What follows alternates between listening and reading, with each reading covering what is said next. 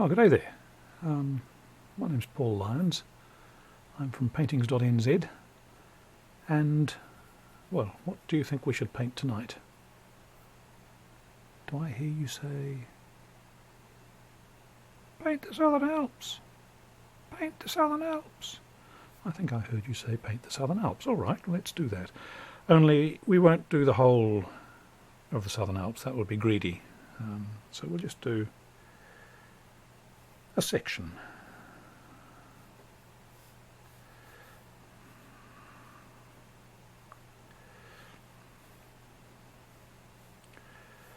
Something I saw from an aeroplane.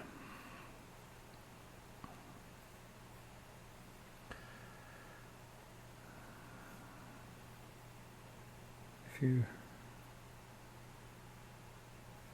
pay people huge amounts of money, they will take you flying over the New Zealand Southern Alps.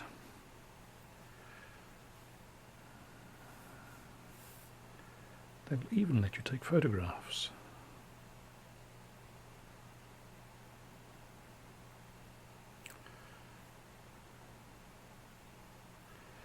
It's very exciting, especially for somebody like me who's afraid of heights. Don't mind going in big planes, but small planes I'm less comfortable in.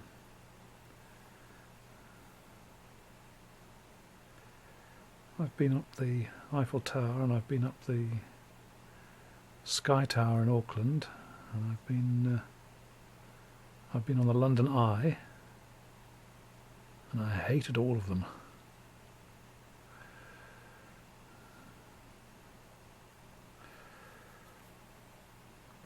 So you will understand that it was a very courageous thing of me to do, to go up in the plane to take these pictures entirely on your behalf.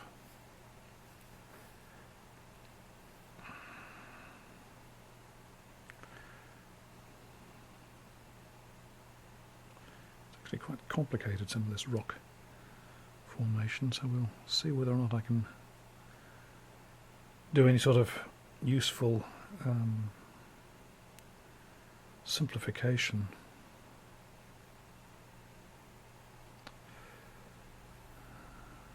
As I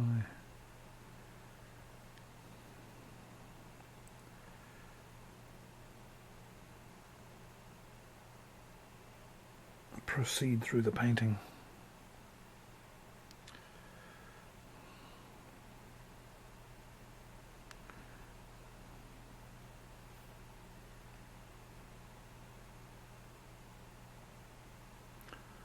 So just check that I've got myself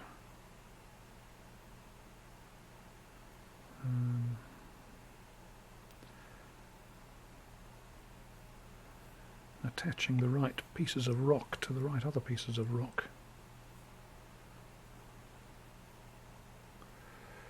It's very easy to, because often because you learn how the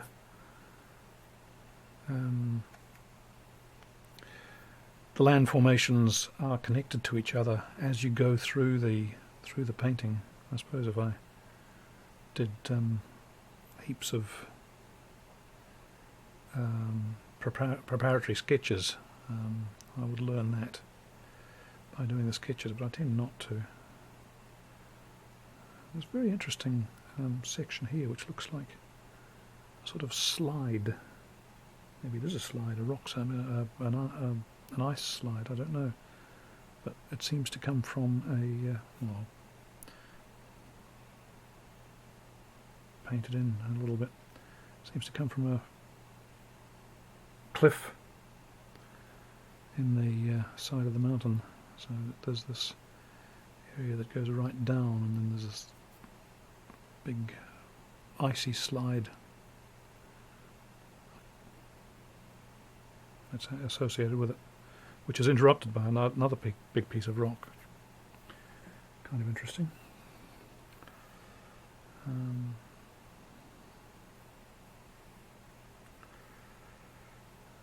So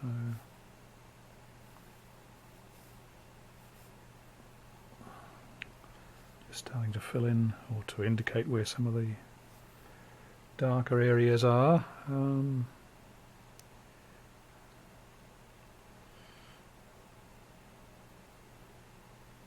My thought is that I might try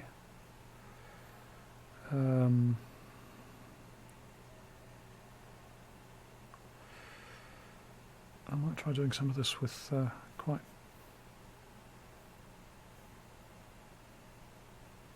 bright colours. I mean, the rocks are dark, but I might just jazz it up a little bit. Don't know. We'll see how it goes. Otherwise you end up with something that's sort of very dark and bleak. And my thought about these mountains is that they are in fact very bleak. I mean, you wouldn't want to live there. Imagine building a house on this cold, icy, rocky area. You wouldn't want to bring up kids there, for example.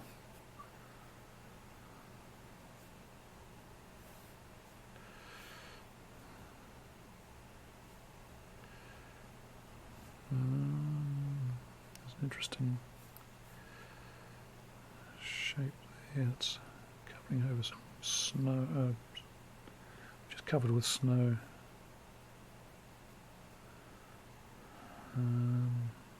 That's dark all the way down there, so that's snowy, and there's a big hill up there.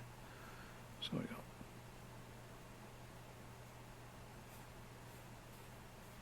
kind of wondering whether I should be bringing in my lighter colours even now, or my more intense colours. My thought was to do the snow before I started doing the rocks. Don't know whether that's going to be a good idea or not, but we'll see. So what have we got around there? This big area of snow. There's all sorts of interesting shapes down here. I'm not sure whether this is... don't think it can be snow, but I'm not sure quite what it can be.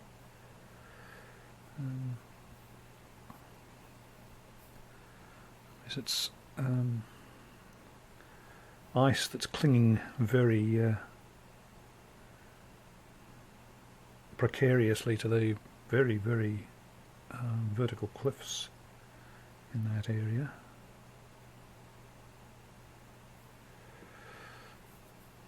But, well, who am I to tell us how precarious the cliffs are that it can, or how precarious the way it attaches to the cliffs is allowed to be.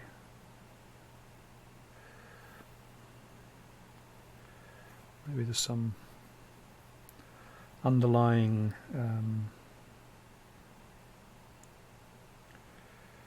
fissure that it can attach to.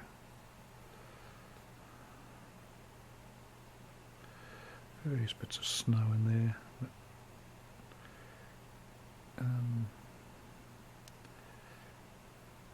just sort of indicative of the shape of the rocks.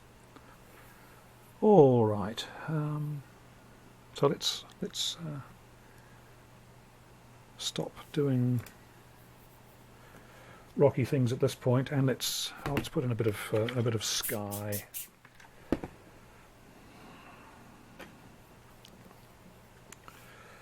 Perhaps I'll try doing that with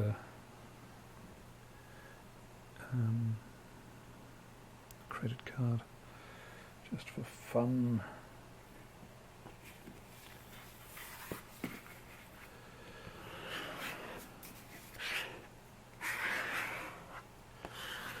And to oops. see.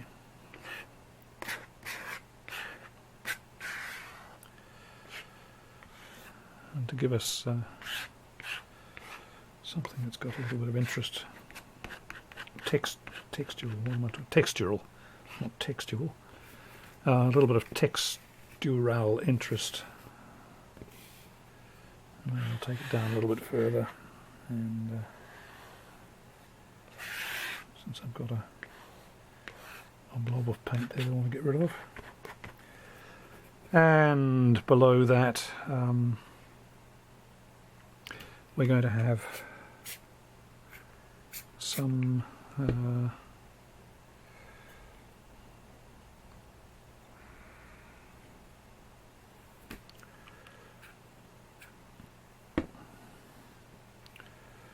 of rolling clouds. I can get them to roll a bit in the water.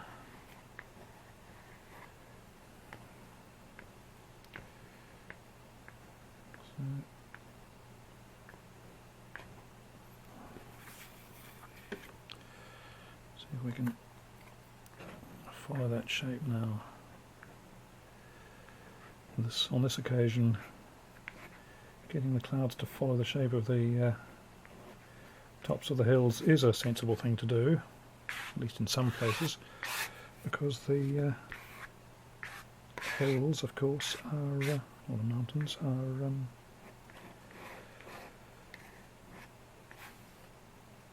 snow-clad, so they are lighter in colour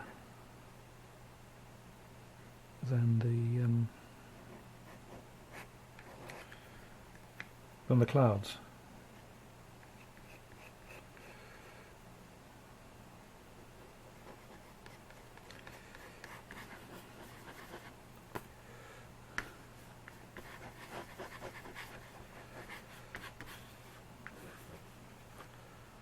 So have we got anything interesting out of that? Not really a lot. So there are, we can have some dark cloudy stuff coming over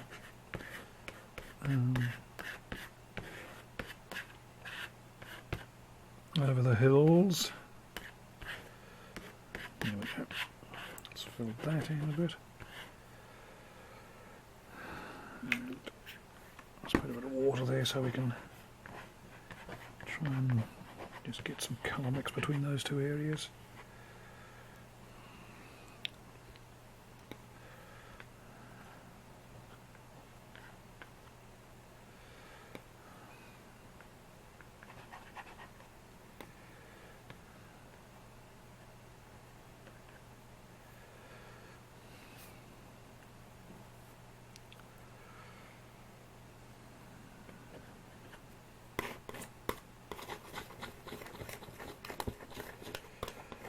Up a bit of some other colour, I think.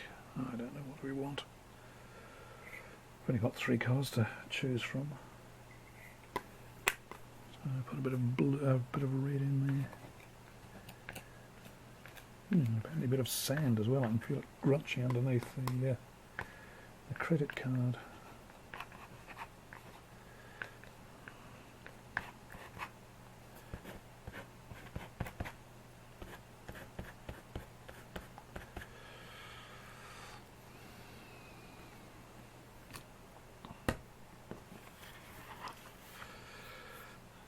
See if we can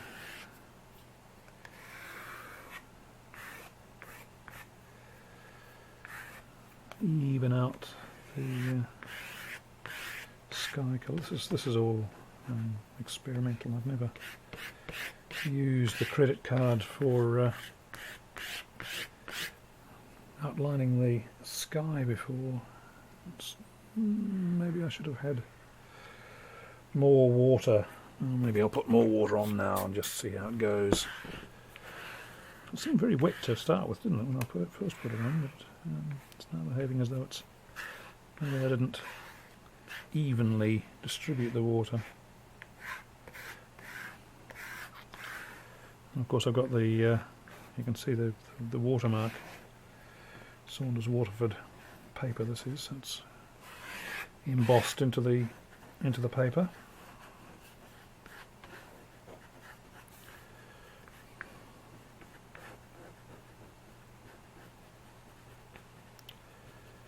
Let's tidy that up slightly.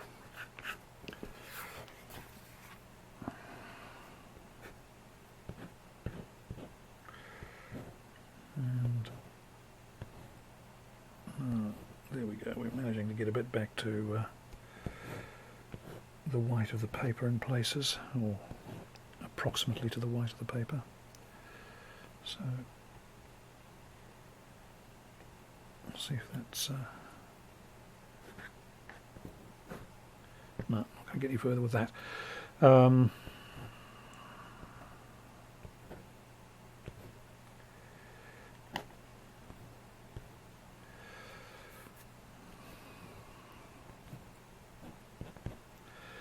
So we'll leave that as it is, but I think maybe dry underneath there so that we don't form a bunch of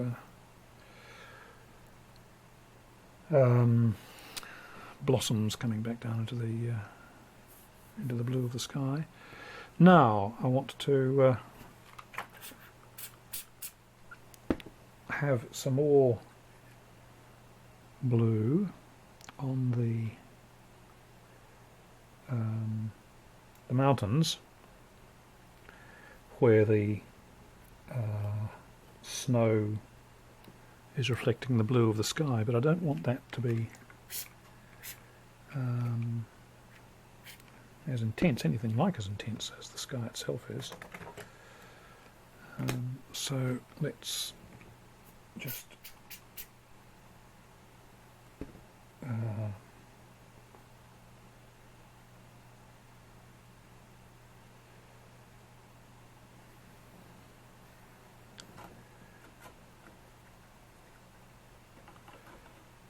make some very pale. Oh, there's an ant. Decided it wants to be a painter. Going across the paper. I'm not sure whether you can see it or not, but it's just come across the corner of the paper and gone off in the other direction. Looks very certain of where it wants to go. Oh, it's coming back onto the painting again. No, it's gone off the edge. Well, that was our wildlife excitement for the evening. My opportunity to be David Attenborough. All I could say was, there goes an ant. Well.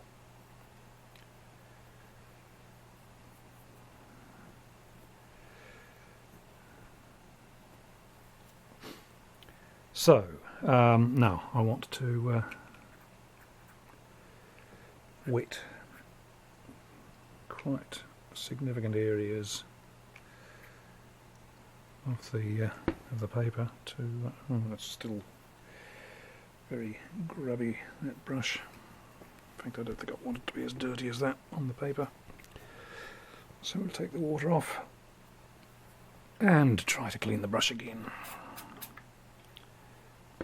The water looks clean.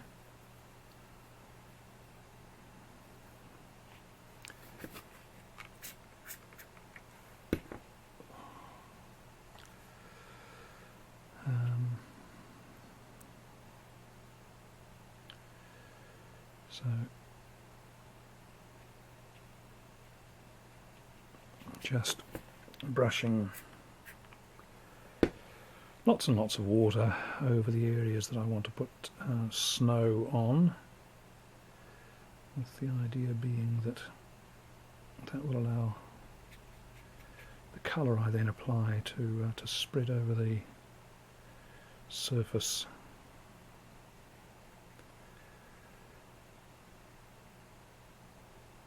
Fairly easily. Is that going to leak up into the sky? It almost certainly is now.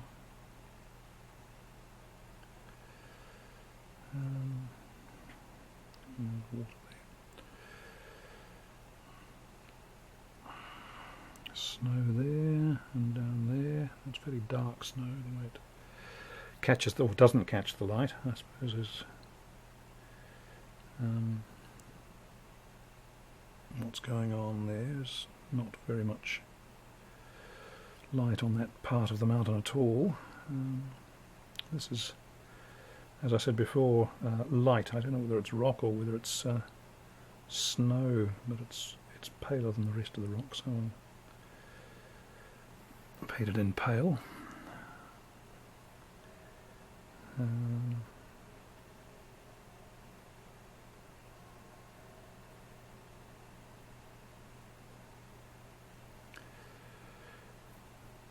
So those are all rock, and then there's this area of what I think is ice.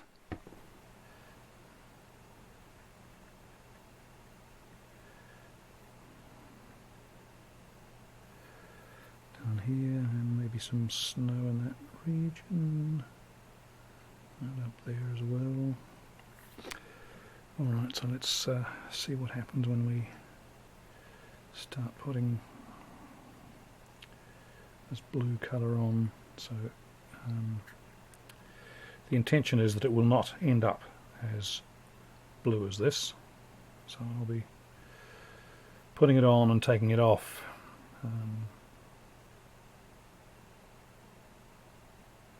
as I often do.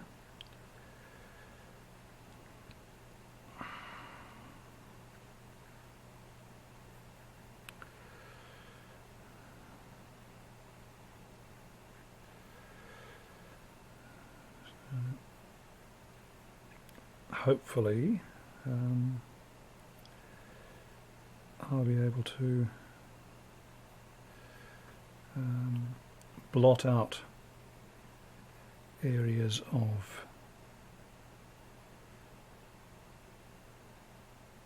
this blue that are very light. Maybe I'll try using paper. I always use these towels, and I've brought some paper in with the intention of using it, just ordinary kitchen towels, just to see if I've got any more control of the way it looks, maybe a little. Sticking my fingers in the water.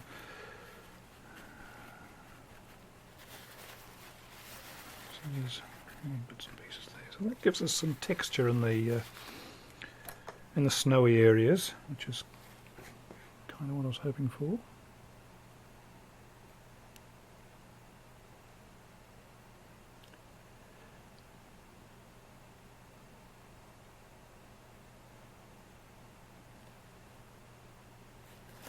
And again, this is very light up in this region up here, so let's take almost all of the paint that I've just applied off again, and that's kind of darkening down. And this is also comparatively dark. I won't leave it blue though, I don't think, so I might just pick up a very small amount of darker paint with the other end of the brush and use that to darken the colour that I've got there. I don't want to mess up the colour on the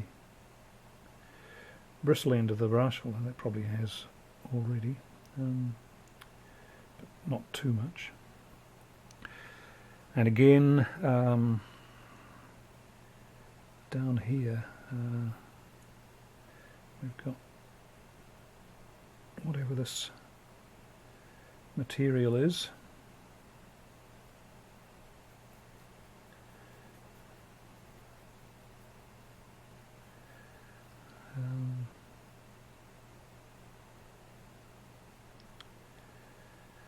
And I'll pick up some of the dark with another brush and put that in.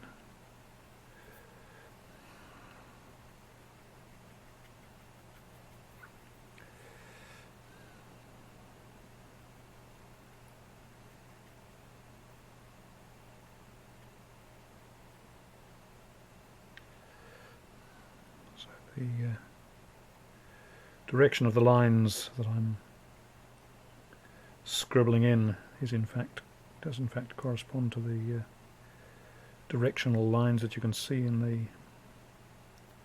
material. So it's following the. So when I add the rocks up here, I'm going to be putting in striations, I hope, to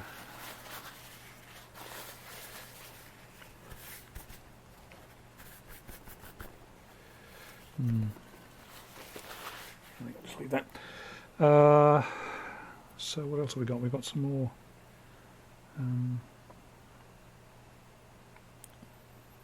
material that is obviously snow here, and there's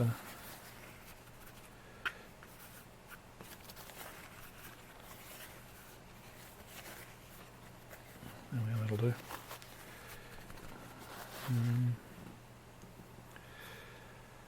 And what have we got down here? Yeah, I think there's snow coming down to this area.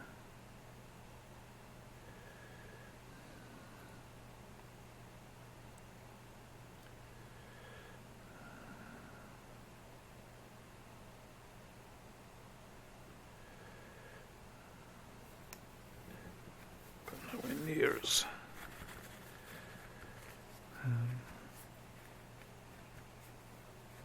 blue as that, but let's leave that with some texture. Now, snow, snow, snow, snow, maybe a slight edge there. It's not quite as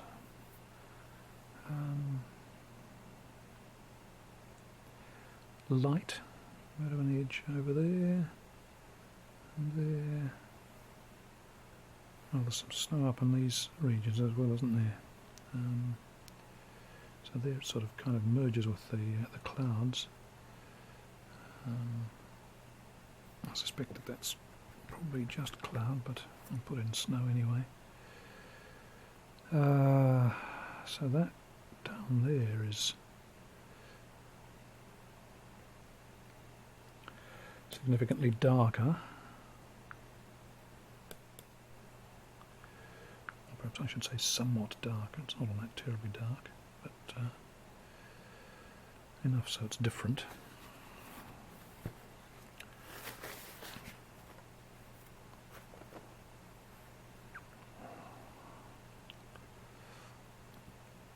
And this stuff up there again is blending in with the clouds. It's difficult to tell what's cloud and what's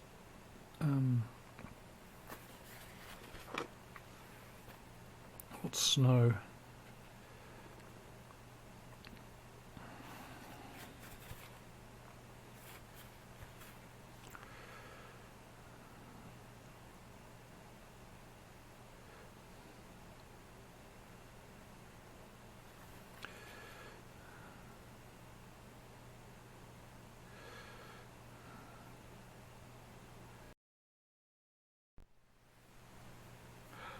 So I can't tell from what I'm painting at the moment from the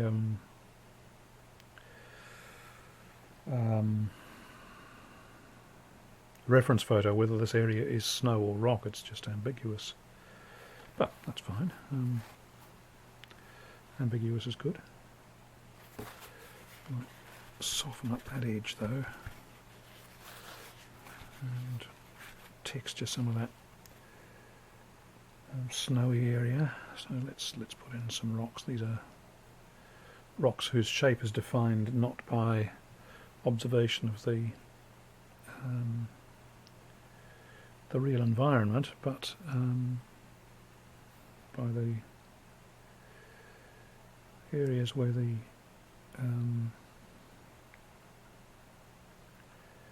paper went down on the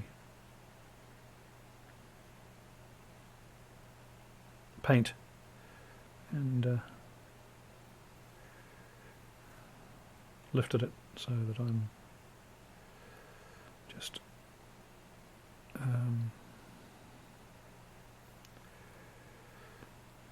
producing something that's produced in the way that the original formations were produced by natural means. Only they're not natural means that happened up in the mountains, but natural means that happened with my piece of kitchen paper on a place that's covered in damp paint.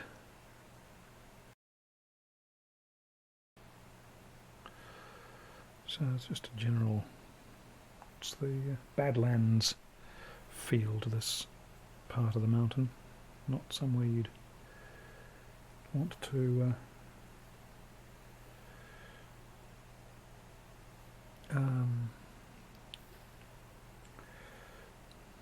direct your climb, I don't think, if you were climbing the mountain. It's just messy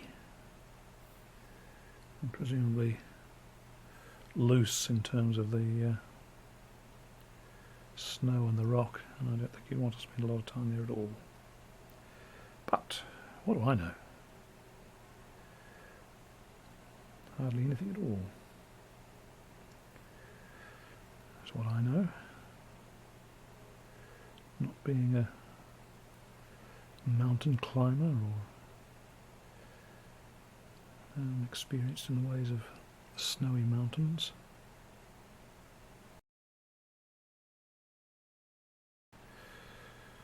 So that's giving us a fair amount of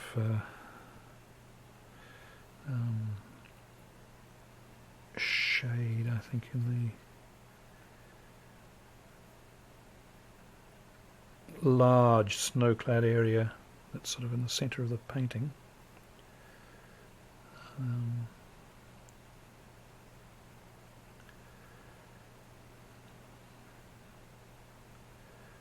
So the next question is, I need to try and make that consistent with the area above, don't I?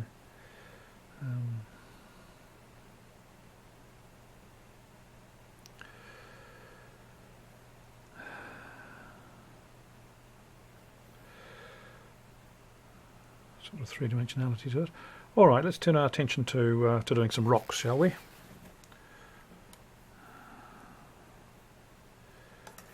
And I'm going to be trying to do that with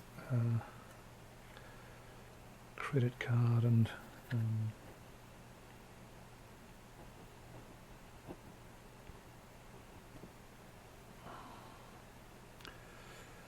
maybe I'll put other colours on first, do you think, rather than the dark? Don't know which is the right order to do it in. All of this is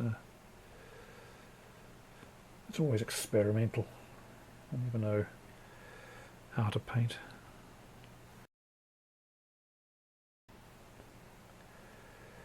A lot of blue in that, isn't there? So let's allow some more red in the next section.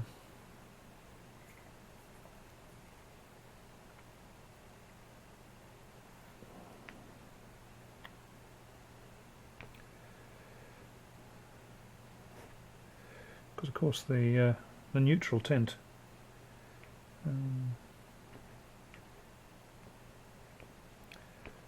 has its own colour.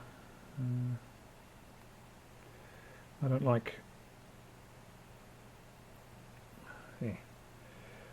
Payne's grey, because it just seems to me to be a dull sort of indigo blue, and it just looks ugly to me when it's used in large quantities. But the neutral tint is less clearly coloured, but I think it is still fairly bluish sort of colour.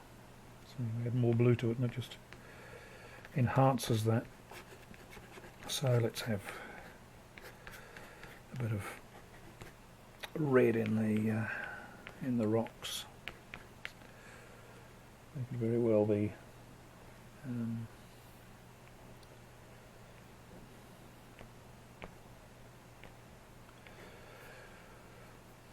bearing rocks, I don't know.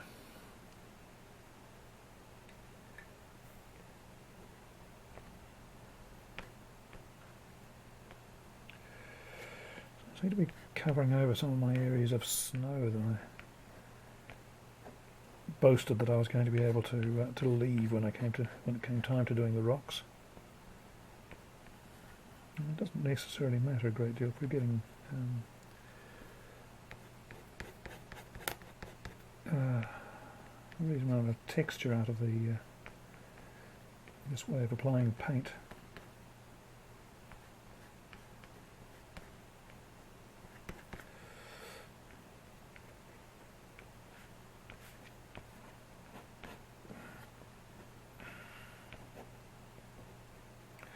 And of course the areas that I'm leaving white may read as snow as well. Should we have some yellow in there just for fun and giggles?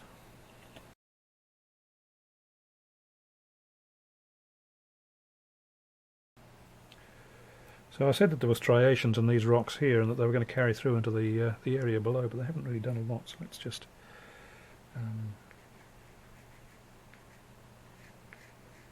carry the wet paint on down to illustrate those. And shall I try and bring some of the... yeah, there we go. And it just carries the feeling of that upper area down low. Don't want those white areas. Now we've got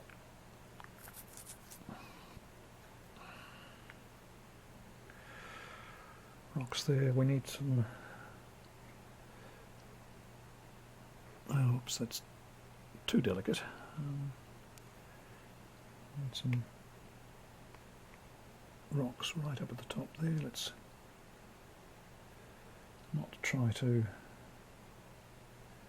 do fancy things with colours.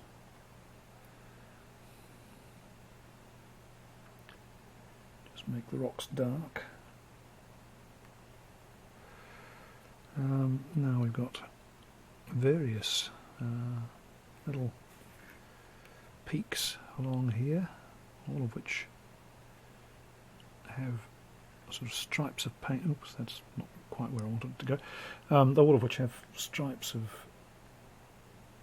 dark coming down from them.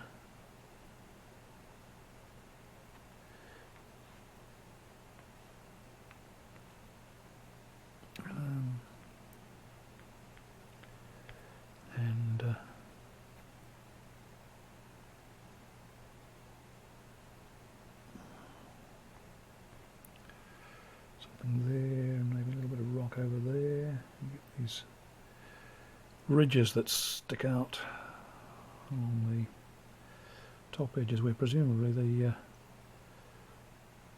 wind is blowing the snow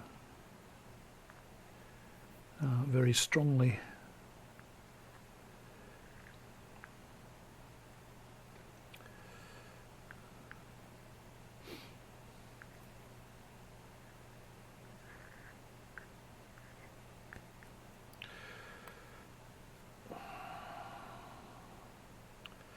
Right, let's go back to trying to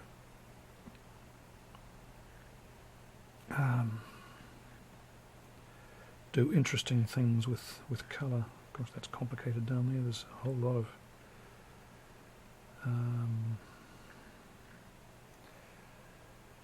complicated shapes which are not going to be... Ooh, that's got a...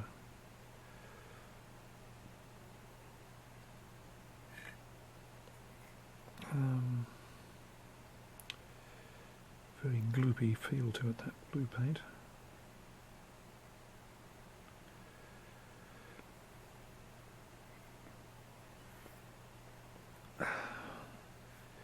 But yes, I don't know whether the complexity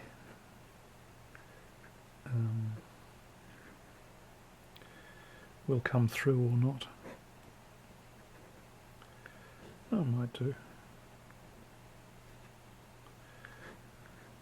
depends to a large extent on to a large extent on the extent to which the paints mix. And they're mixing rather more than I might like in this region. But then, you know, if we can stop them from mixing somewhere else, then you know, that may give us the sort of contrast that we want between one area that's very dark and another one that's more playful in terms of its coloration.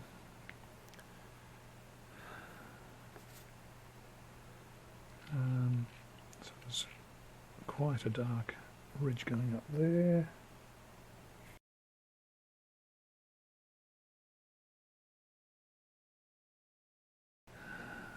Fill in some of those white spots because I don't particularly think they want to read as snow.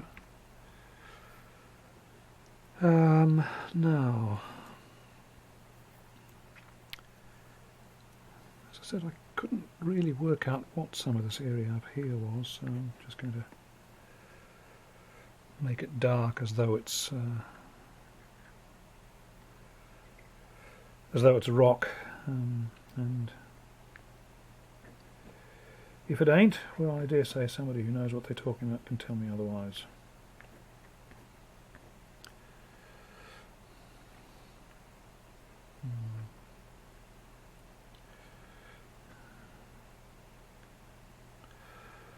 Alright, so let's move over.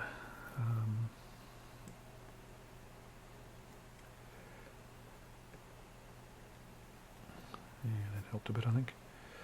Oh, in fact, there's a whole bunch of rocky area over there that I haven't done anything to indicate.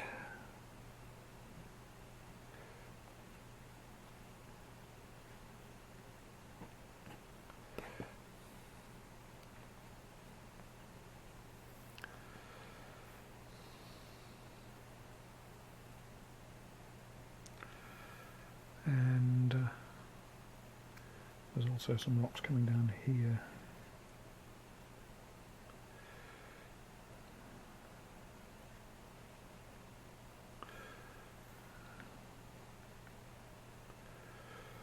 Yeah, that'll do.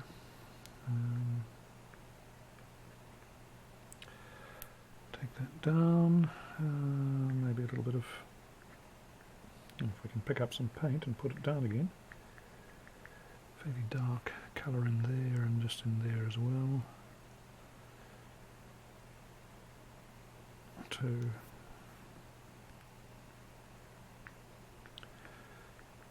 indicate the rock structure that's holding this complicated, messy, snowy area in position.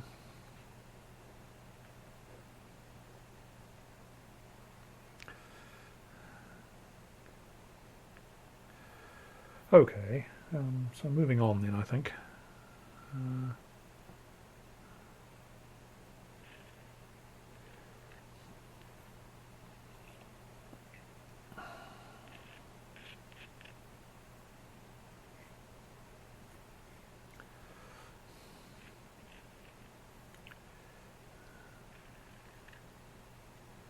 There's even something up there, isn't there, of course.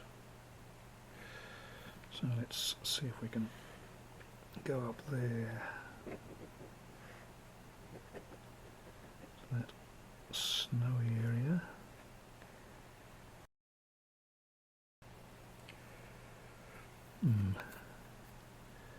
Possibly more paint than I wanted.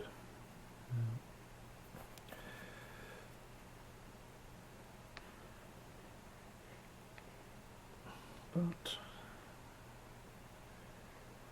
hey, we're getting a nice bit of texture down there, and it's sort of melted into itself. Yeah, that'll do. And now I really want to put a dark edge on that ridge, I think, just to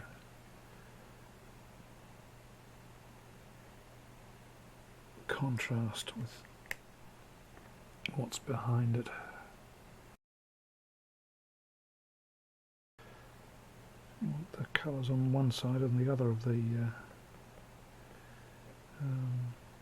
that snowy river there. It's probably a glacier, isn't it? You want the colours of the rocks to be reasonably consistent, I think, with each other. So we've got a big pool of paint that's come off the edge there. We've got an area of rock up there as well.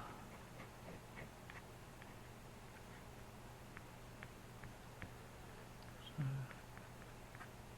try and indicate that in between the snowy places.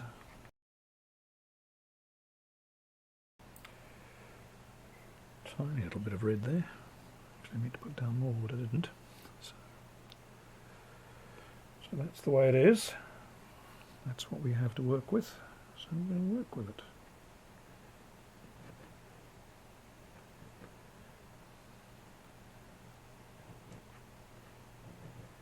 Well, there may have been a tiny little bit of red, but it's ended up being more paint than I wanted. And I've just obliterated a whole row of snow. Oh well.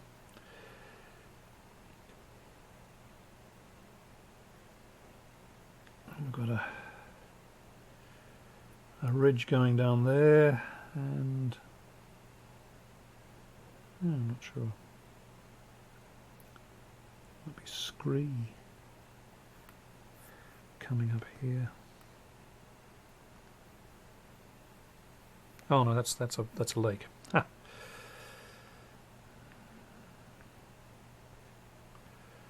And there's another one.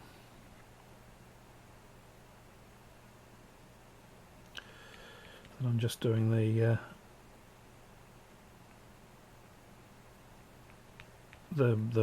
bank of, shore of. Thinking, do lakes have banks? No, it's rivers that have banks. Oh, they're shore. So you can see that my mind is not completely plugged in when I'm doing this. At least it's not plugged in the same way as it normally is. There are those amongst you who might say it never is, but that would be a rude thing to say.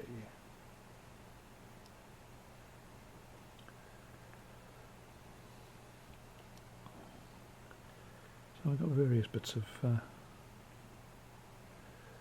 rocky area in here that I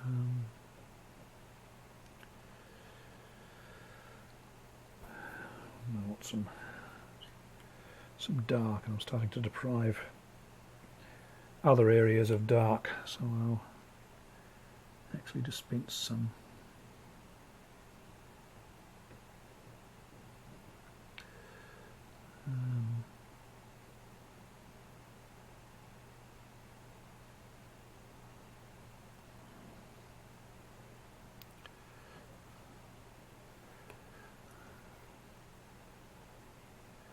Looks like a mountain peak, so we'll make it a mountain peak. I don't think it actually corresponds directly to the original, but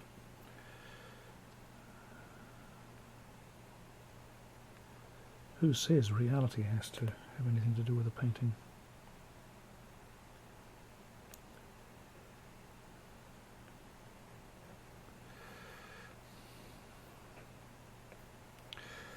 And maybe we'll knock some of that back because it's a bit into the background. I was going to use paper, wasn't I? Or I was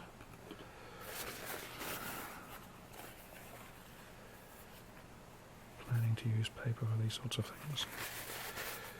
Okay, now we've got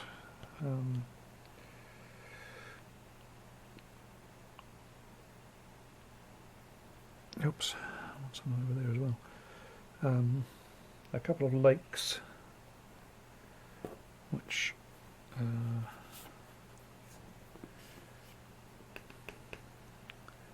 reading as green.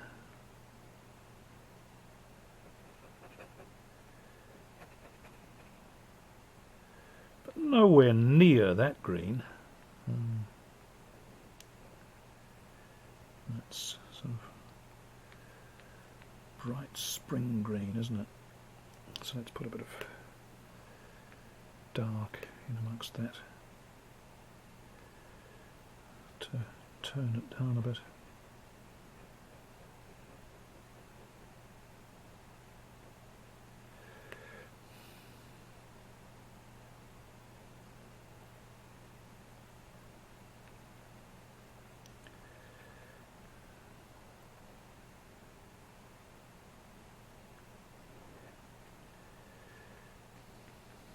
Well, whether that reads as a lake or not, I don't know. I mean, I know it's a lake, and you know it's a lake, but would anybody else work that out? Possibly not.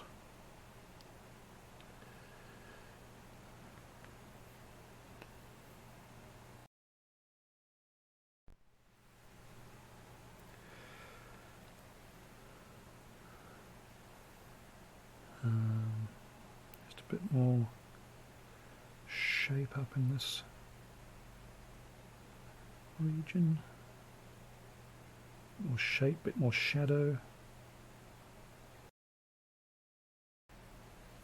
That's all really quite dark, so I shouldn't have little bits of white paper showing through.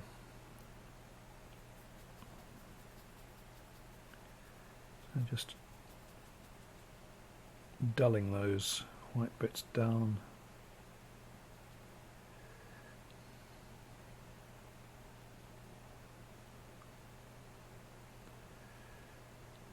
And maybe, do you think we're going to be bold? Ooh, I don't think we should be bold. No. But apparently we are.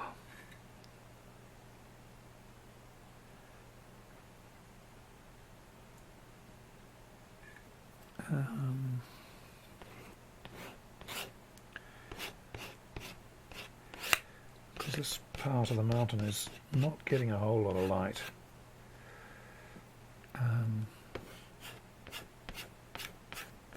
So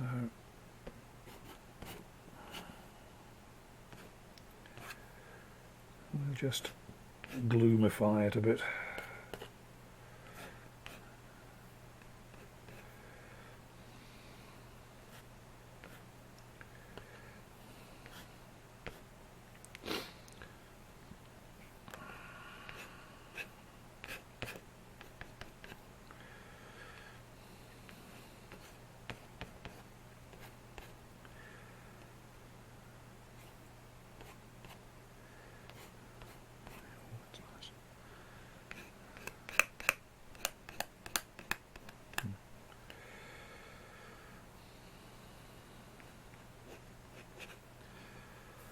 Alright, try a bit more modelling in this region. I don't think I want to pick out exactly the shape of the original three-dimensionality, but there's some indication of structure in the way the paint has moved on the, or settled in the paper, and I think it's worthwhile emphasising that. People love to anthropomorphise and say the paint wants to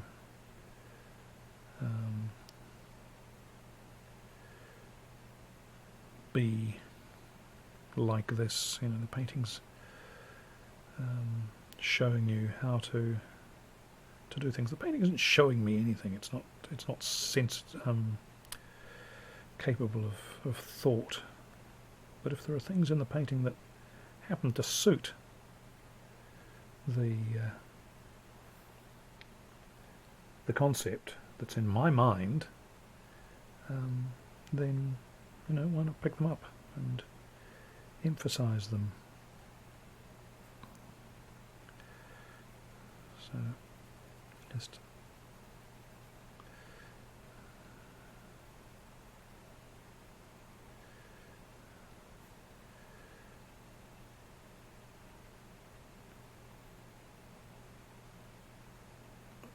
random marks that look a bit like rocks or look a bit like shaded snow can be made more so.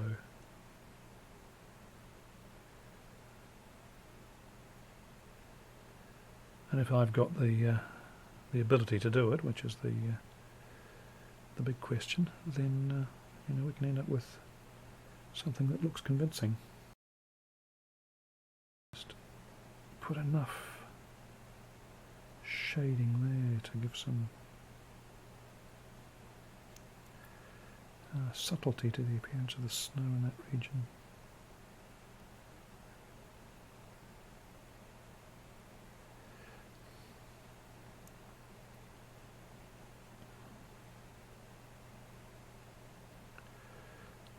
I don't want to leave it all just looking completely plain, as in P-L-A-N-E. I want to three-dimensionalise it a bit, and you know, at the edges of things you get things curving, so the snow is going around a bend.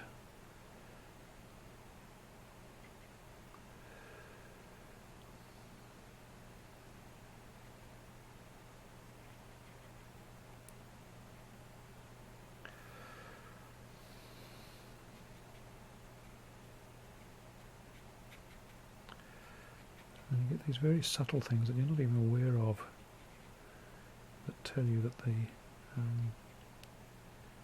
the shape is not flat. A bit of shape up there as well.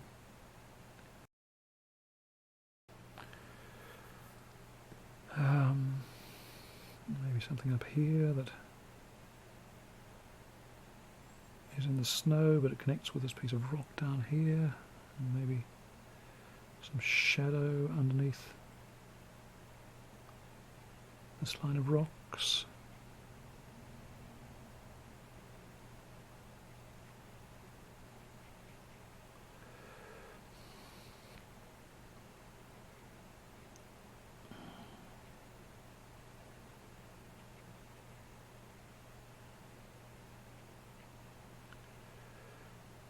So these are areas where the snow is sliding away. So there's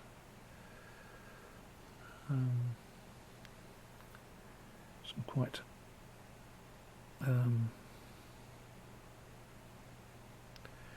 complex structure in the snow. Steps. And of course they're not regular steps like you have on a staircase, they're things that are formed in the natural movement of snow over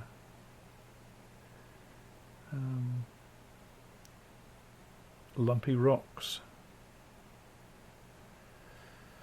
So you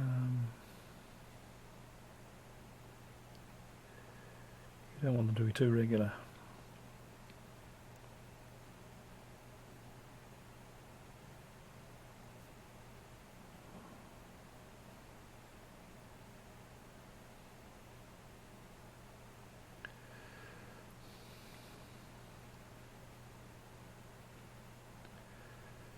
So I'm not particularly referring to the reference photo in doing this. I'm just trying to see what structures suit the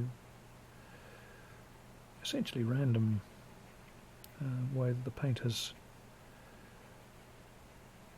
landed on the paper earlier on in the painting process.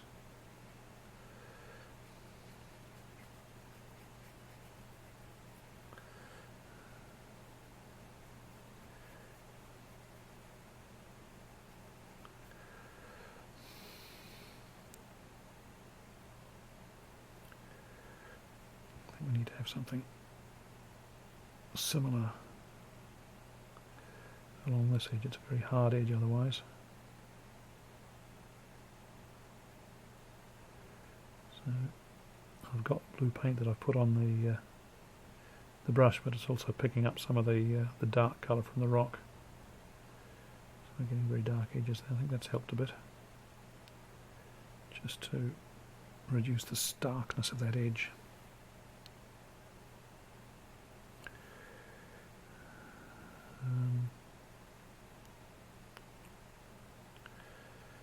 And similarly, this is very stark-edged.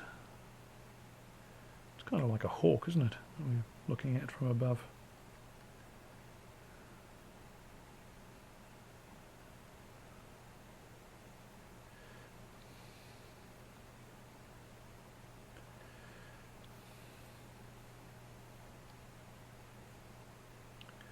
It's fatal to start seeing shapes in your paintings. Things that are supposed to be randomly shaped. And you look at the shape of something and all of a sudden it starts looking like a gnome, and then you can't stop seeing it. And you have to go and change the shape of it. Well, I guess the shape of a hawk is not as bad as the shape of a gnome. I don't know. How bad is the shape? How bad is to see the shape of a gnome? 7. How bad is it to see the shape of a hawk? 3. Okay, that's right then.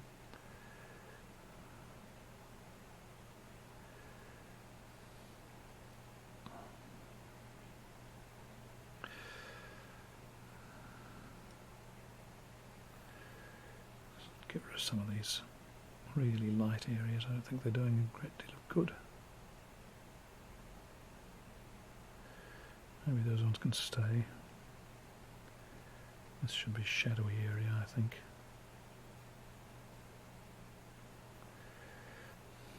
Where did I do that here?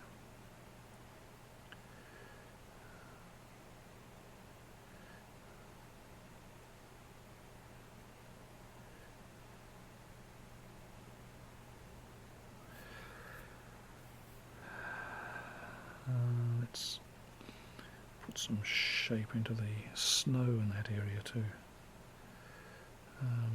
correspond with the rocky structure underneath.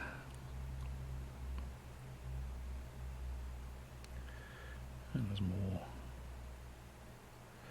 rocks in various places around here. Just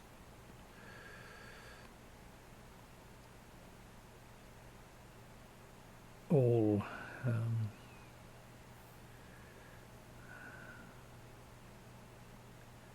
add to the general feeling.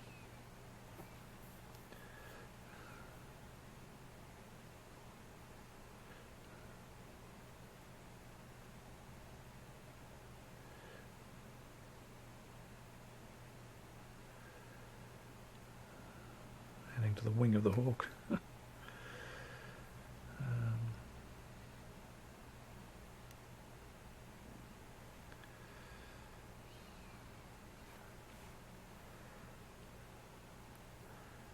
Feels as though we need to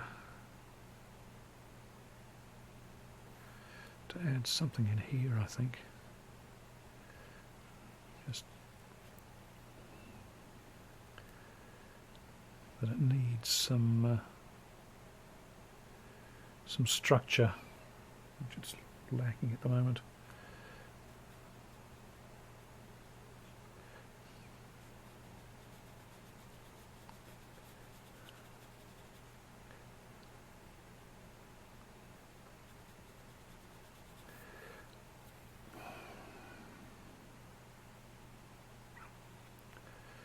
When there's a river valley, well, it's not a river valley, a glacier valley down there that we can create.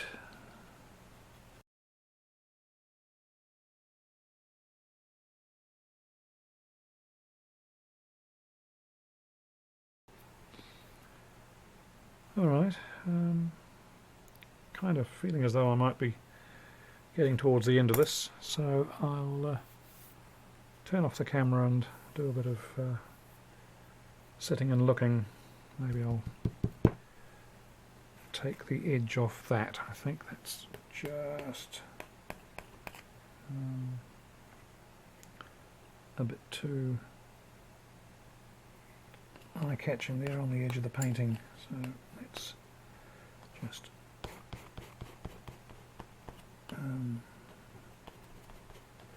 tone it down a bit.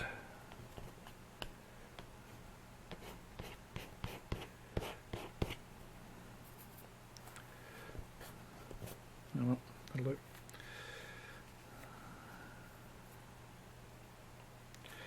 So, examination time. If things need fixing, I'll come back and fix them. And I can see one thing before I even start doing that. I want to carry on some of this structure in the snowy area. This whatever this is down here. It has some structure that goes up there and just breaks the edge of that white area.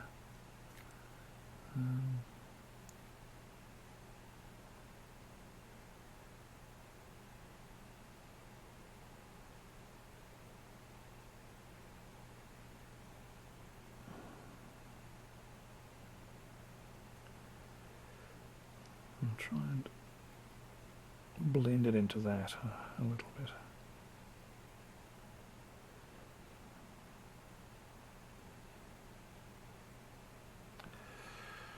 And have some more structure associated with that in the snow, because in fact there is some. I just feel that it's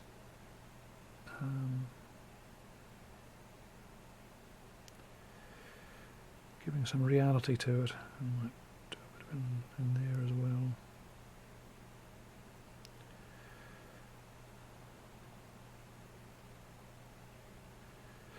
Alright, pause for evaluation and probably pause for a cup of tea as well. So I'll see you back in a little while. So, kind of looking alright, do you think? Yeah, sort of something's there.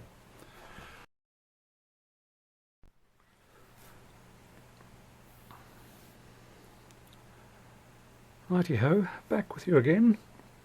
I spent, must have been all of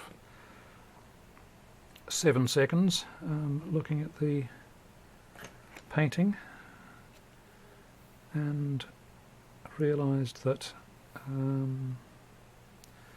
the dark up on the peaks here needs to be emphasised to, I think,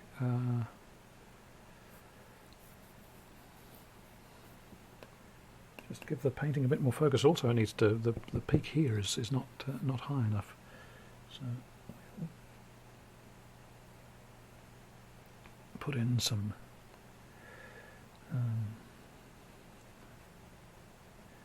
peakiness.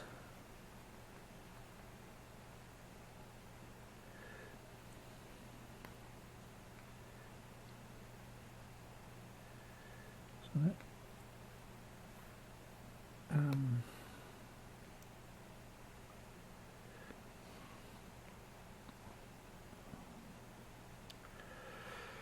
hopefully we'll deal with that particular problem. Second thing was that this area down here, which I referred to as the Badlands, doesn't, I think, stand out to the extent that it should. So both of these areas that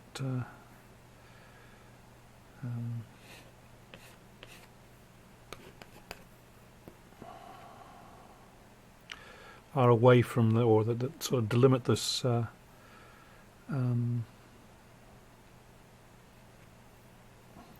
you go, this central light coloured area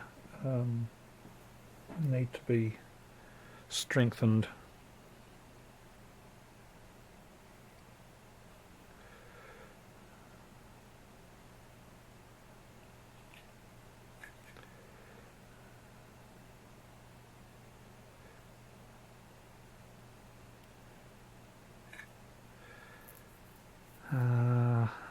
So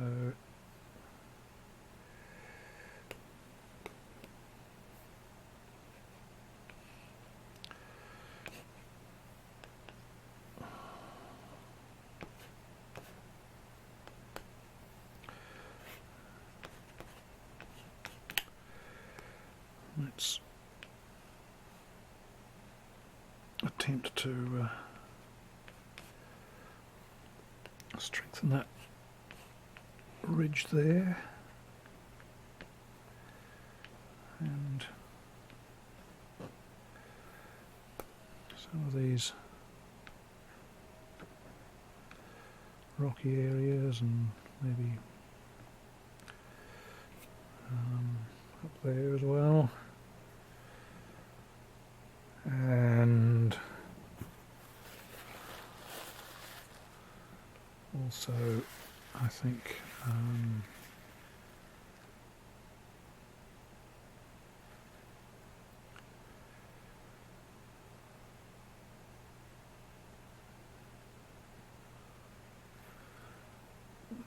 am I going to try to do? Down here I think we need to strengthen up this mountain range.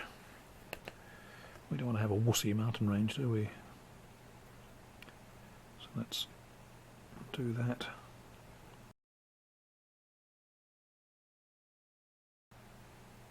Yeah, put that in the middle of the lake.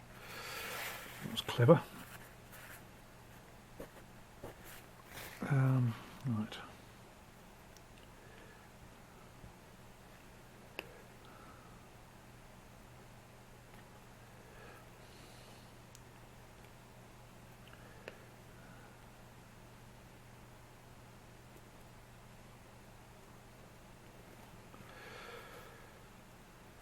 Alrighty.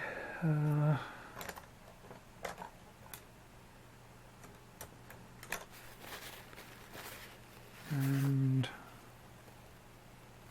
maybe just a little more modelling on the edge here of the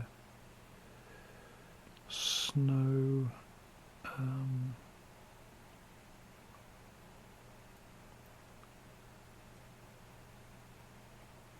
Clad area.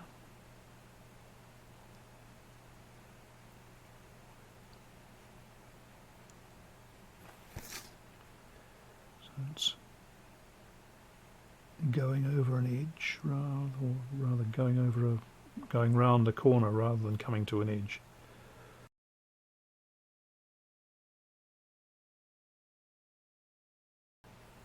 Yeah, starting to get some steps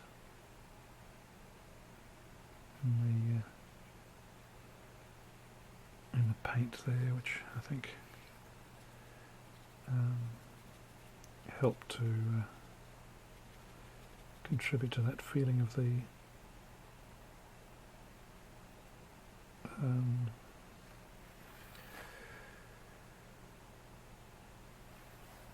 paint sliding down the rocky surface like sheep tracks. We had a geography teacher at school who came from England and had terrible problems with some of the things that the kids in the class had picked up as New Zealandisms. They talked about sheep tracks on the sides of the hills, and he used to hold forth about how these were not sheep tracks at all, they were subsidence. Another favourite one that everybody loved was that he'd come to Auckland and he was only there, had only been there for a few months, and somebody referred to frost, and he said that Auckland did not have the right climate for frost, that it was a temperate climate, and clearly there were never frosts in Auckland. And of course, the first time there was a frost, all the kids pointed out the window and said, "Frost, frost," and he said, no, they'd all gone up there and they'd put salt on the fields just to fool him. He had quite a sense of humour, did Ted. Presumably still does.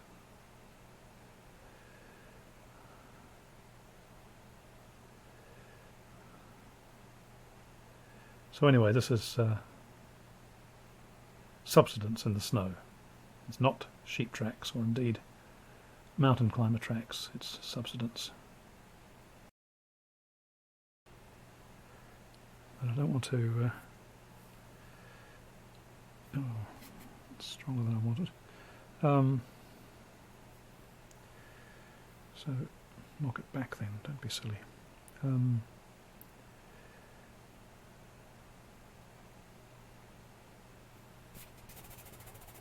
Yeah, I don't want to have this dark area in the middle of the snow and then just white areas everywhere else. But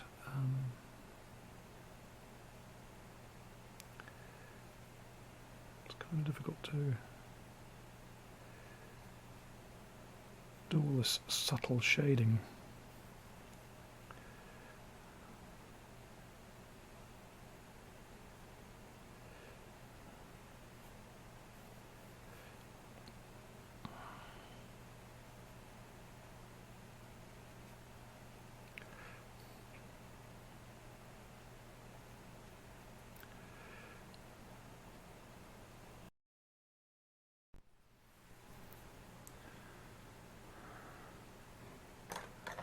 So yeah, I'm trying to just introduce some more subtle shading into the snow, because it was looking too plainer.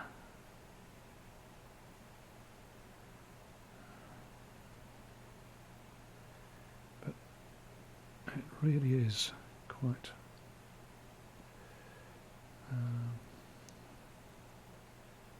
quite subtle. It's very easy to put too much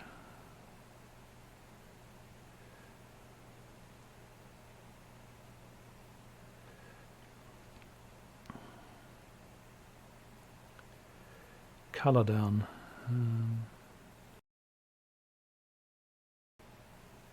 I can do this sort of thing a lot better with pencil than I can with paint. It's much easier to control the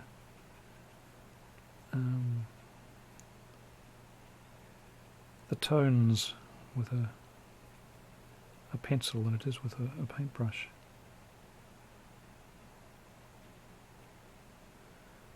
Partly, I suppose, because the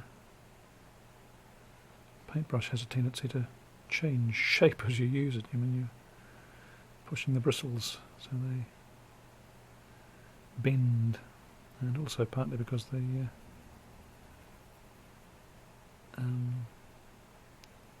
amount of liquid that comes out of the brush is not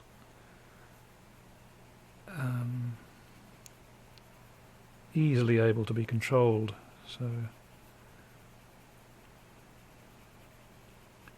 seems to be working well at the moment, actually. Just allowing me to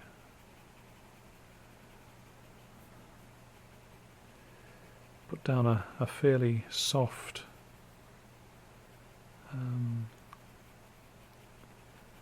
cross-hatching type of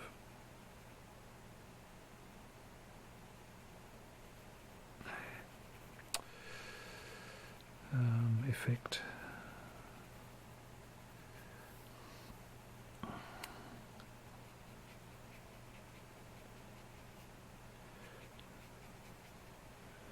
So the last 2% of the paint in the brush is very useful for doing this sort of thing. And there's hardly anything there.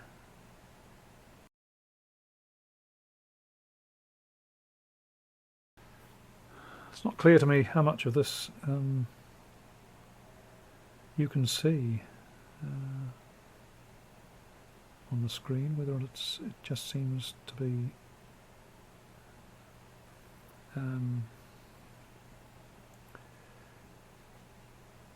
making very little difference, or whether you can see the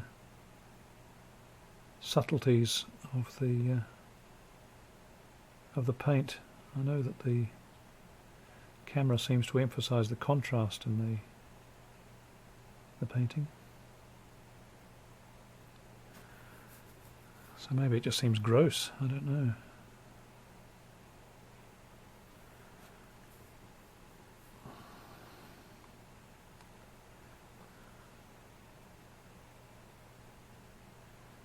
But it does seem to be softening the snow shapes from where I sit, as it were.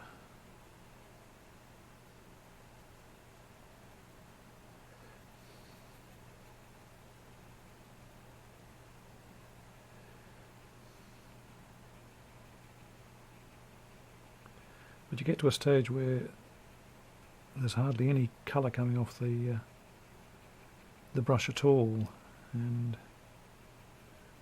oh, there's a bit. You think, should I be recharging the brush, but then I'll lose this really subtle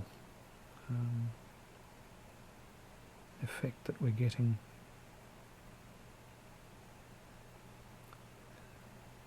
So I keep on going with diminishing returns, as it were.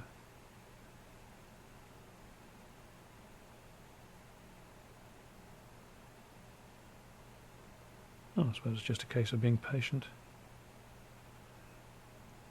Not something I always am when I'm painting, but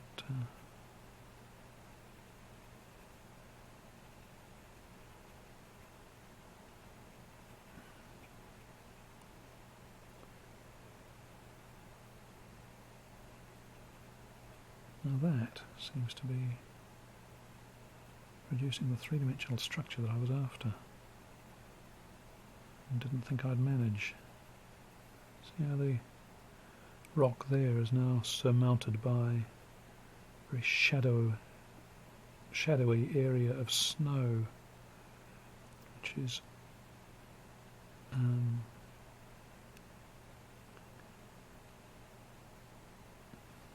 pretty close to exactly what I wanted.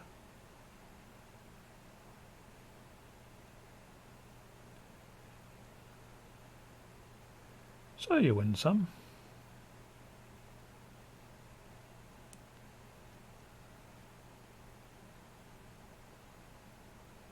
There's tiny little bits of texture down here that I'm picking up and turning into more sheep tracks, more substance in the snow.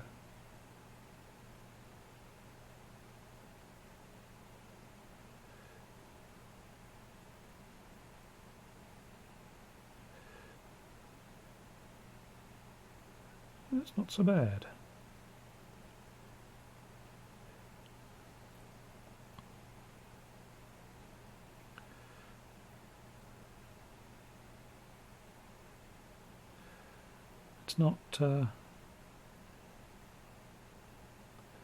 It's not the same as the original. It's not the same as the snow was on the mountain that day, but it has a certain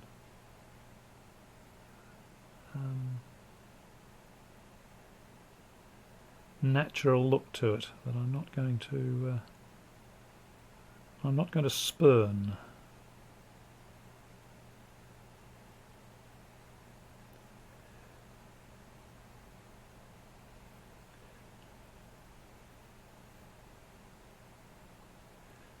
we'll do some more of that up here. Yeah.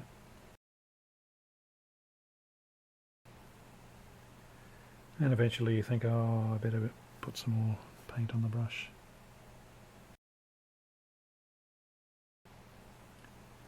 Now, of course, I've put some actual wet paint on the brush and it's going on quite dark. So it's just as well, I guess, that I'm working in areas of the painting where we want to produce quite dark.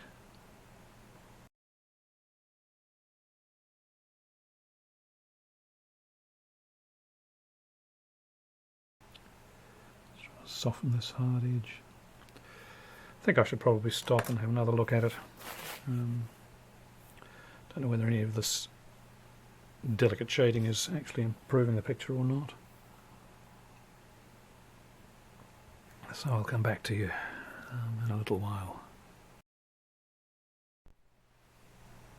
Right, back with you again. So my latest evaluation of the painting suggests that this is a distraction off on the left hand side, and this needs to be darker to go with the rest of the clouds. And of course I've forgotten exactly what colours I used for the clouds to start with, so I'm going to have to just wing it, I suppose. So that's clearly not the same colour.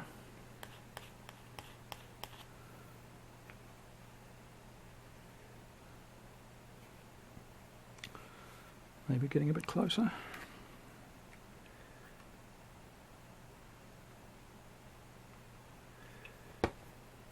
And in this region, there might be a bit of red in that. In the original. Let me just move this.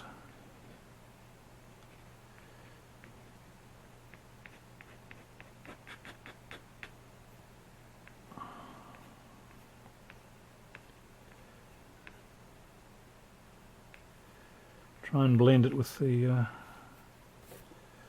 rest of the clouds with my standard blending tool here. Maybe that'll remove that go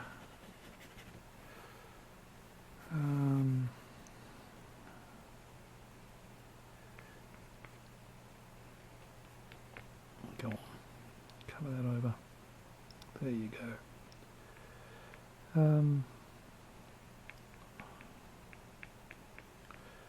Remove that feeling that there are things that are really not important, that are detracting from the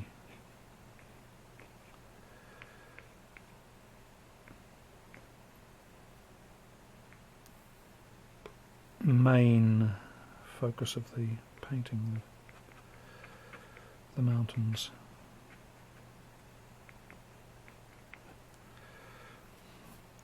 So that's a bit hard edged up there. So just as we don't want white up there, we also don't want a big black edge that's looking like its own mountain peak up on the top left of the picture.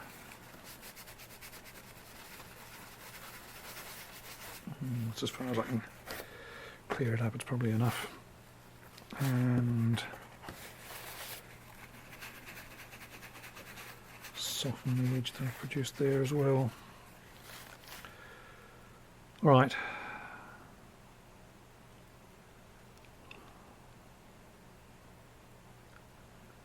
I think it might be stop it time now.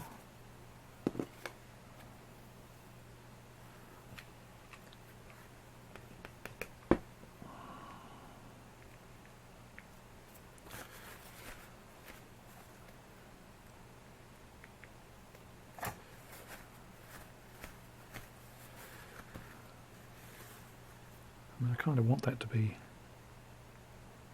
ambiguous up there, whether it's cloud or snowy mountain covered area.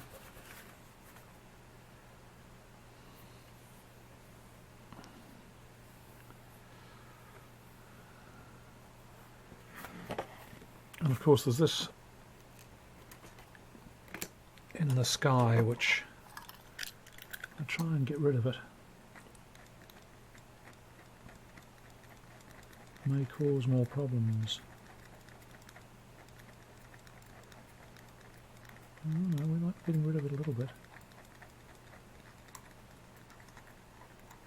Not too far, we'll go right back to white paper.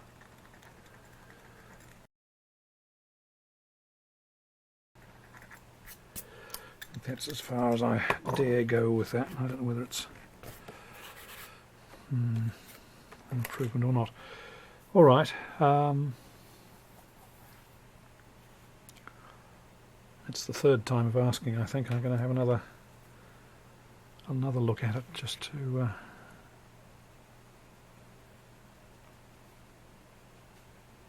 see if there's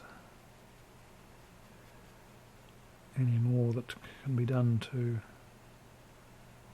improve it, or if it's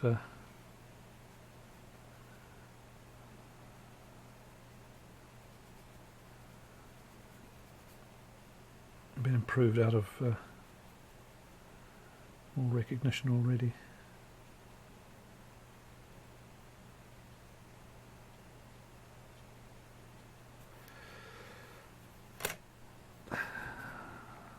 Wish me luck.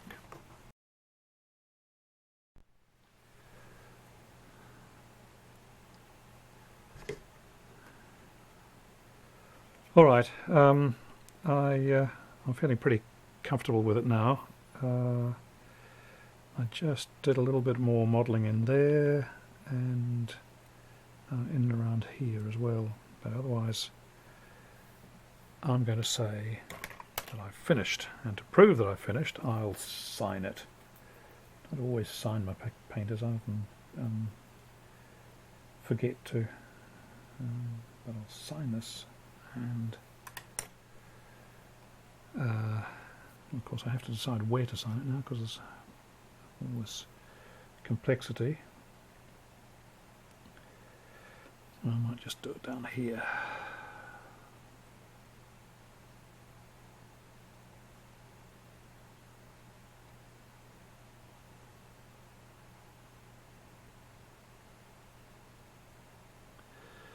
And it's 05.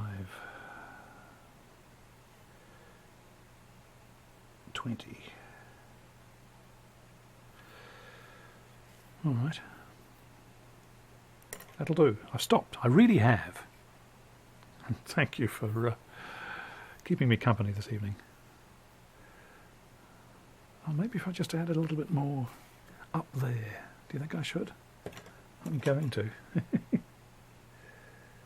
Keep noticing more and more things that need modelling. It's the problem with snow. So there's quite shaded areas in underneath there.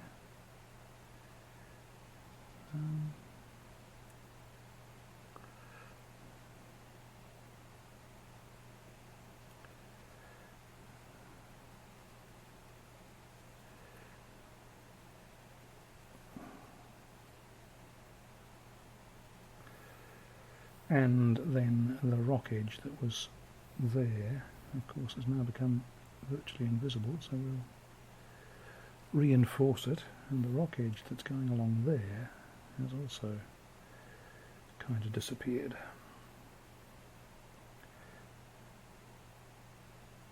So let's give that some body also. That's all quite a shaded piece of snow, almost as black as the rocks in places. Right, That'll do. Stopped. Finished. Not doing any more. And we'll catch you tomorrow. So, good night, good night, good night.